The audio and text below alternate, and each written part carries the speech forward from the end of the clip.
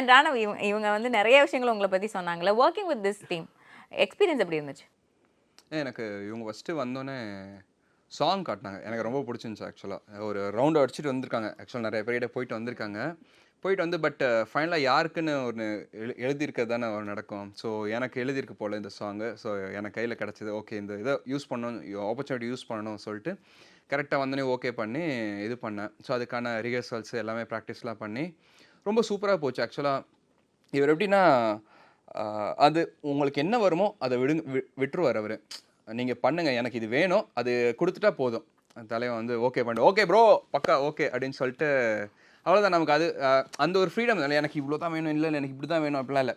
உங்களோட ஃப்ளோவில் நீங்கள் அடிங்க அப்படின்னு சொல்லும் போது ஒரு சின்ன ஒரு ஃப்ரீடம் கொடுத்தா போல். அப்புறம் எங்கள் ப்ரொடியூசரு ஒரு மாதிரி பயங்கரமாக செலவு பண்ணியிருக்கா போல் இந்த பாட்டுக்கு. ஸோ வேறு லெவல் செலவு பண்ணி அழகாக எங்களை பார்த்துக்கிட்டாரு. அந்த ஒரு 2 டேஸாக இருக்கட்டும், ரிஹர்சல்ஸாக இருக்கட்டும், ஒரு மாதிரி ரொம்ப அழகாக பார்த்துக்கிட்டு சூப்பராகவே போச்சு எங்களுக்கு.